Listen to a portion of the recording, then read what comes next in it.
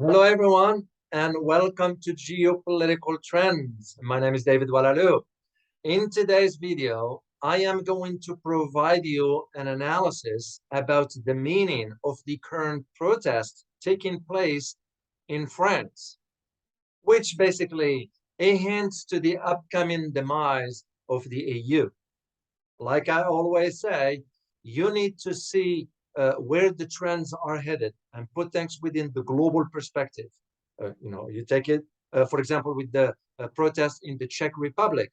You take it with the elections in Italy, protests in Italy, the protests in the UK, in Bulgaria, and all this should provide you rather a hint as to where things are headed. And this is why today I am going to provide you this analysis about where this is headed when it comes down to the French protest. But before I delve deeper into this, make sure to hit the subscribe button and hit the likes and notification so you will be notified every time I upload a new video. So France, why is this important? And I'm a little bit familiar with France because I have family who lives in France. It is now a massive crowd of protests that have marched through the center of Paris, which was only a day or two, excuse me, which we don't hear much about here in the West. And what's interesting about that is the chanting, what the protesters were saying. And basically, they are asking for a change in stance on NATO and the EU. They want France to get out of NATO and to get out of the EU. This is very major, given France, the role it played with the Allies after World War II. And its role is not minor, it's significant when it comes down to the EU. The march, by the way, or the protest, rather, by the way, was organized by the right-wing party called Les Patriotes. Les Patriotes is a French word for the patriot. And this party, the party is led by a gentleman by the name of Florian Philippot. Now, Florian Philippot was the former deputy head of Marine Le Pen National Rally. And Marine Le Pen is one of the opposition in French politics. As a matter of fact, she lost the last election by a small margin. But this is interesting. Why? Because in neighboring country to France, Italy just saw the election of Giorgia Meloni, which is a far right. So you can just see where things are headed. And this is why I want you to put this in perspective, because we are not hearing about it here in the West, whether by design or by default. That's for another, that's a conversation for another day. But the fact is that the rally downtown Paris has attracted thousands and thousands of people. And I will provide you a link and some pictures to all this. According to the Philippot, who was there, of course, and he was also interesting about Philippot. Philippot was a member of the European Parliament between 2014 and 2019. So he's somebody that understands how the system works.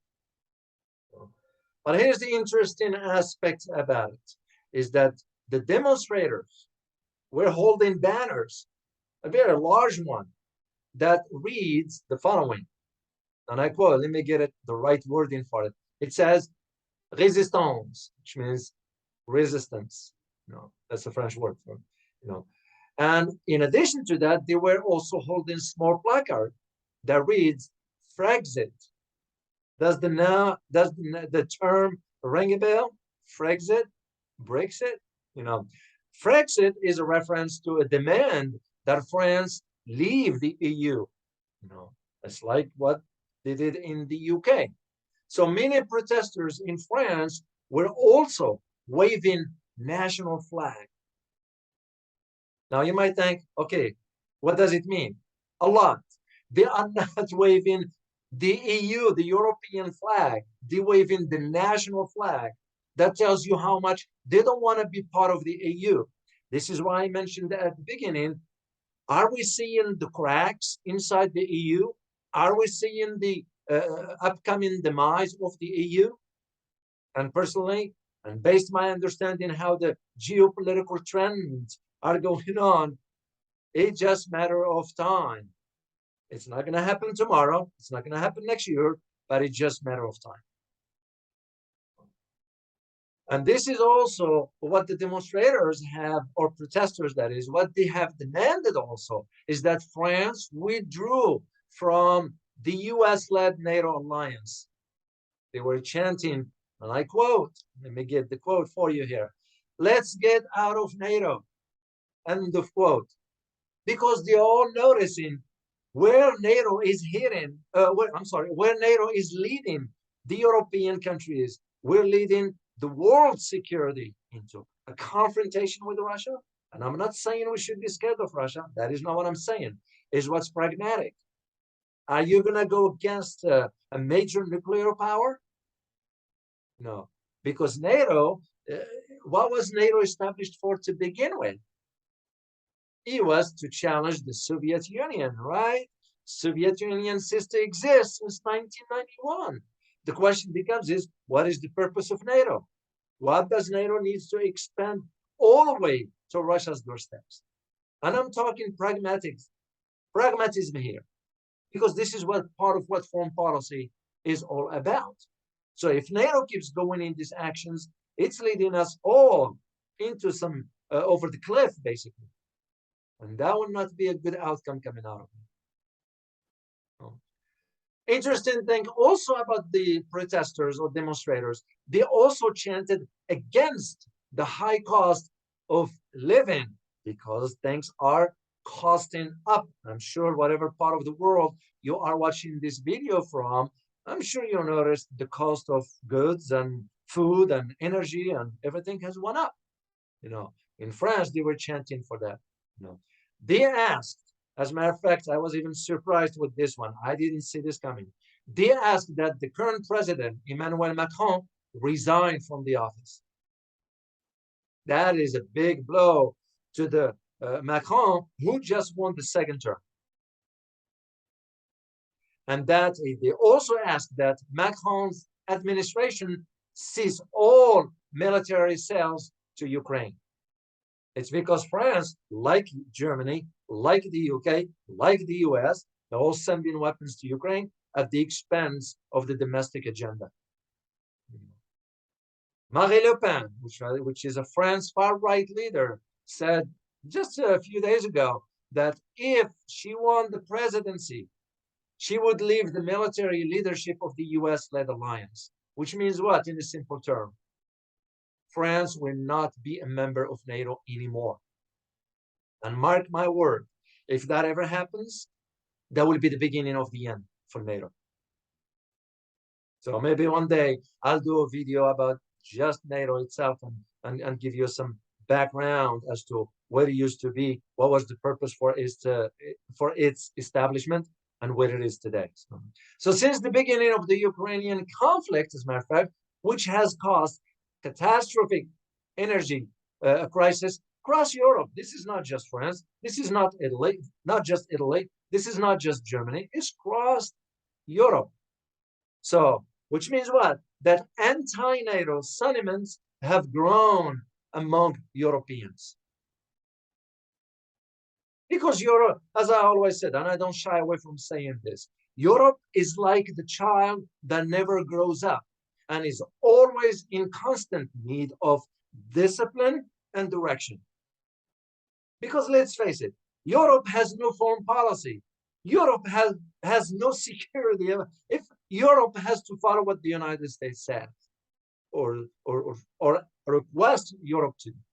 So Europe to me, it's like, just this is why you're seeing European leaders making this kind of very odd decisions that are harming their citizens. That makes you just wonder. So, but let me at least provide you a picture about where things are in France inside domestically, because again, we don't hear much about this one in the West. Well, and I have family who lives in France, so I can always call and find out. Gas stations in France have been running empty as a strike. There is a strike going on in the refineries of the main French oil firms. Continues, and the strike called by the France's hard left CGT Union at ExxonMobil and at Total Energies. Those are two companies, ExxonMobil and Total Energy, or Total, we call it Total, but in French you pronounce it Total. Total Energies. Those are refineries, okay? Those was supposed to last only 3 days, the strikes. And guess how long now it has been? 13 days. Let that sink in. 13 days. We haven't even heard about it here in the United States, that they were French demonstrators, or demonstrations, that is. And this is why I wanted to come on the air and share this with you. So it's continuing everywhere.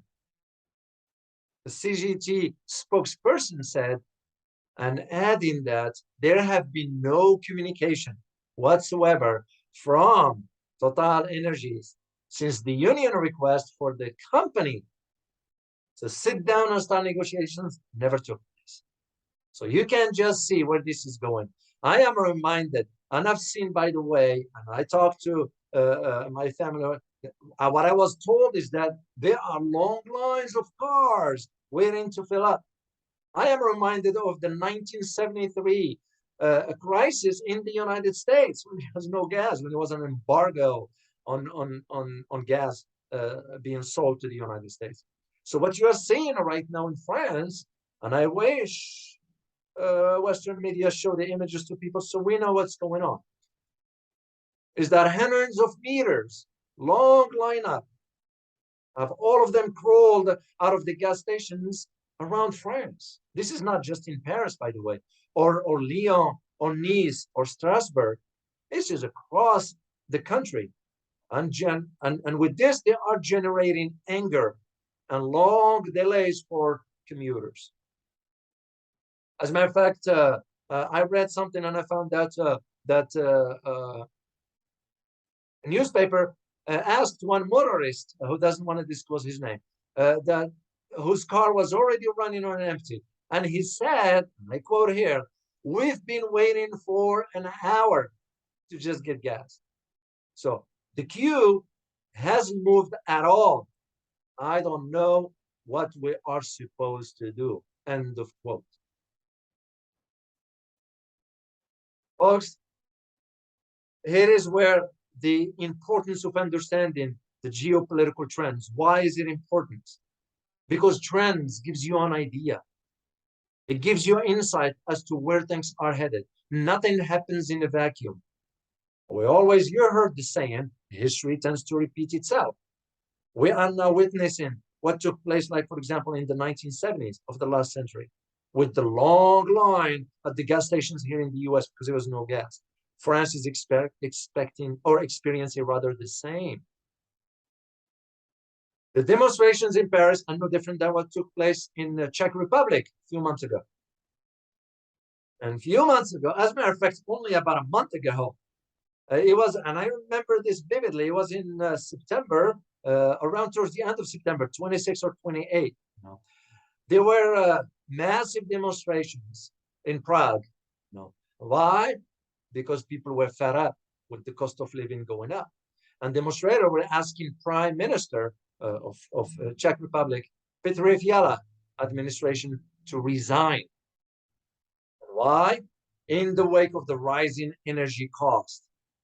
But here is the interesting thing that I see the comparison between the demonstrations that took place in Czech Republic and the current demonstrations that's taking place in Paris, is that both of them have called their nations, okay, to review their relationship with the EU and get out of NATO, the UN, and the World Health Organization altogether. That is very, very, very interesting sort of demands. You can just see the EU is not going to be around forever. And now we're starting to see the signs, the cracks into the alliance. And by the way, the demonstrations in the Czech Republic, they came in reaction to the energy crisis and the soaring of living costs, because it's across Europe. We don't hear much about it here in the West, because there's almost like a media blackout and this kind of stuff. You have a corporate media. What do you expect? And because The media is not advocating for the truth. This is what prompts me to establish this channel here, because I want you to get the facts to the best of my ability, to the best of my knowledge. I want you to get the truth, but I want you to reach your own conclusion.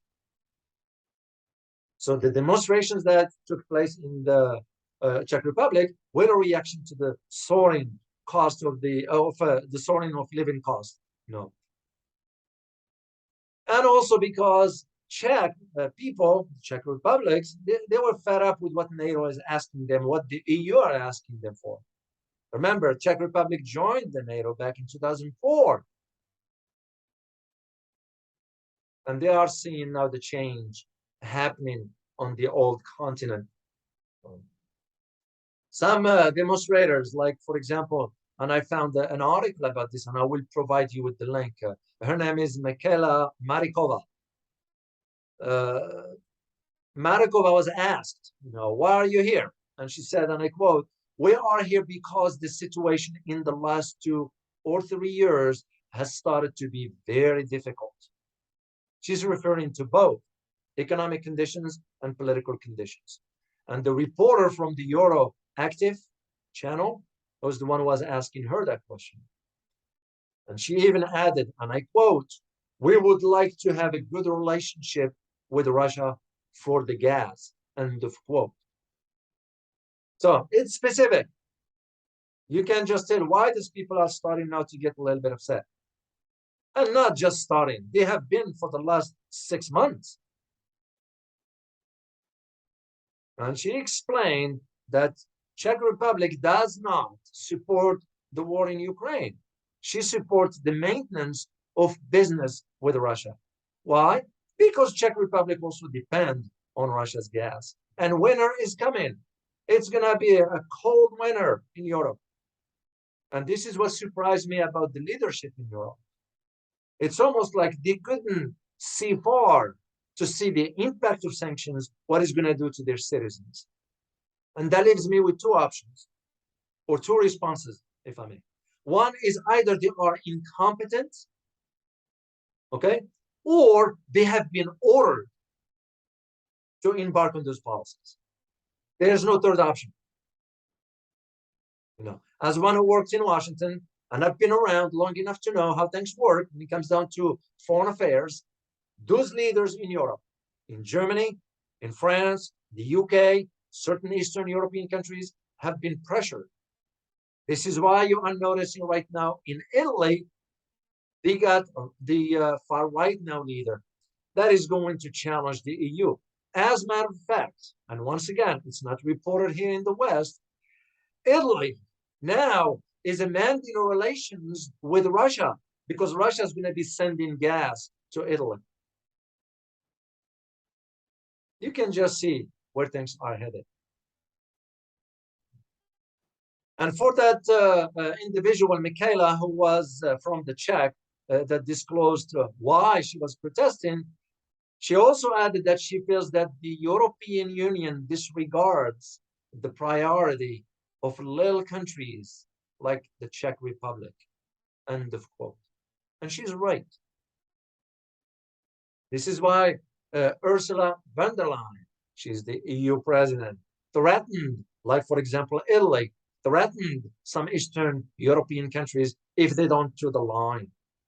Well, they don't have to toe the line because the interest of their country doesn't align with what the EU wants. And those leaders usually are supposed to be there for the benefit of the people, not for their welfare. We have the same problem here in the United States, big time. Members of Congress are not looking for the welfare of the American people, but also part of it is our fault because we don't understand that concept of the government is for the people, by the people. So what we end up doing is we end up giving the government the go-ahead to do whatever he wants. What was interesting about the rallies in the Czech Republic is that they called it the Czech Republic first. That I found it very, very interesting. and they only have two demands. The main demands is to secure gas contracts with Russia, okay, and to achieve military neutrality. They don't want to be part of the conflict. They know where this is headed. This is why you're seeing now demonstrations in France asking for France to withdraw from NATO. They don't want to be part of NATO anymore. Because NATO, with its action, is leading Europe into disaster. Europe is close proximity to Russia. Most of the nuclear missiles will devastate Europe. It will flatten Europe. And when I wrote my Russia book, I detailed all this about the importance of understanding where things are headed. What's interesting about the demonstrations in the Czech was that it came in the wake of another demonstration that took place earlier in the month, in which about 70,000 people descended to the streets in Prague. Because they all see where this is headed. And that's why I wanted to come on the air here. To this analysis that I want to provide you is for you to put the pieces together and understand where these things are headed. So in the case of France, and let me go back to France again, because that's what the main topic is all about. In France now, with what's going on with demonstrations, you have about 20.7% of service stations, gas stations that is, experiencing difficulties, which means they don't have enough gas in comparison to only 19 the day before. And this has happened only about 2 days ago. And I'll provide you a link for this one so you know.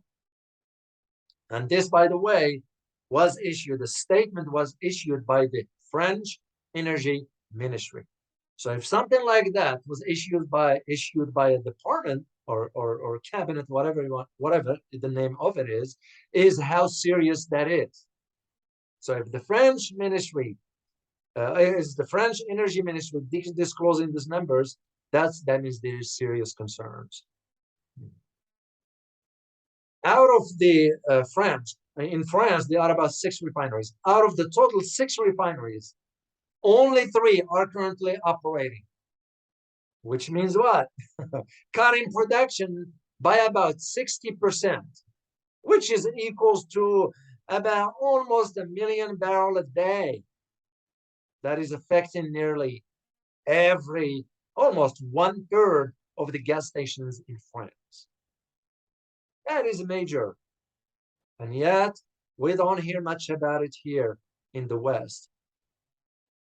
This is exactly the type of trends you need to pay attention to, because this is how it starts. And I've always said this. I always said this. You're going to see massive protests in Europe first before we see them in Australia, in Canada, in the US. And Europe is always leading in these aspects of, and France is known, look no further than the French Revolution. Even though they used the term revolution, it wasn't a revolution. It was a civil war. Historians have to correct that term because they gave it the term of revolution to soften the blow. It was a civil war. And Europe is known for that, especially France. So now you have the workers at the refineries staging also strikes and demanding for pay increase against the backdrop of the cost of living that has soared beyond their abilities. And it's a major concern because people have to start to think. We have it here right here in the US. It's just we don't hear much about it. You got now a family that is wondering, do I put gas in my car or do I buy dinner? I can't do both. For us, at least in the United States, rich countries consider, an American family shouldn't be put in that position. And I am not talking about a handout here because I don't believe in handout. And here's the thing in France. In the second quarter of 2022, Total Energies recorded a profit of $5.7 billion. Listen carefully. $5.7 billion in comparison to $2.2 million during the same period in 2021. And I'm going to provide you a link for this. You can just see why people are fed up. So here's my conclusion for you.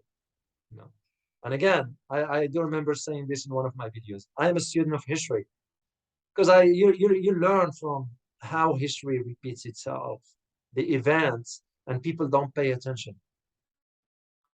The French Revolution, so-called revolution, even though I call it civil war. Why did it start? It started because the gap started to widen between the poor and the rich. Beyond, it's something we are witnessing right here in the United States. We are witnessing it in Europe or around the world for that matter. The gap is widening too big, too much. And usually when people start to deal with their survival, they will have to do whatever it takes to survive. So this is why I use history. And again, I am going to use history here in my conclusion, and you will understand why. Back in July, about July 12, July 11, July 12, in 1918, yes, 1918, a memo at that time was circulating. It was brief, just about a few hundred words. And the memo was polite, believe it or not. But later on, for President Lyndon Johnson, later on, and his NATO allies, he read like a slap in the face. And basically what it was.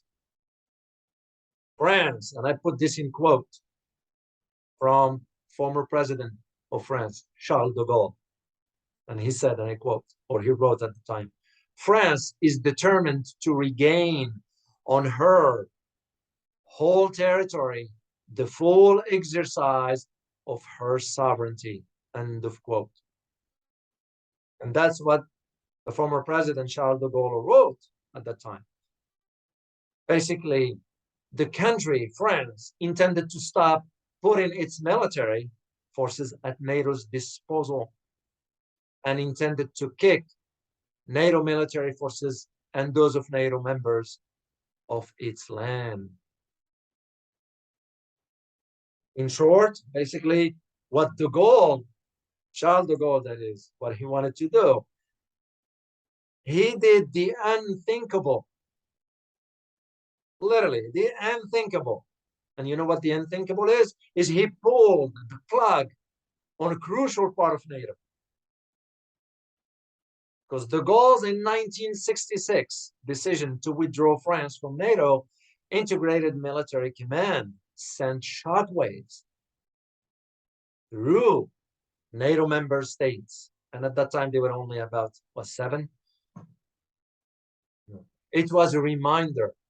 Because the way I look at it, I am to put my geopolitical analyst hat, the way I look at it, it was that this action by the former French president what suggests to me or remind me of that the tensions that exist within the North Atlantic Treaty Organization, or NATO, that is.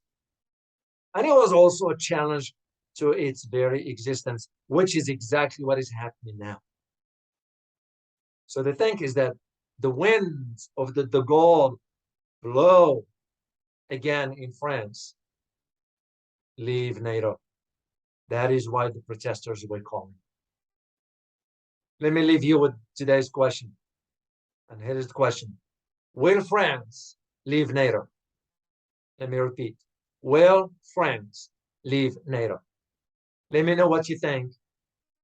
And leave me some comments. I would like to read them. As always, remember, geopolitics impact your daily life in more ways than one.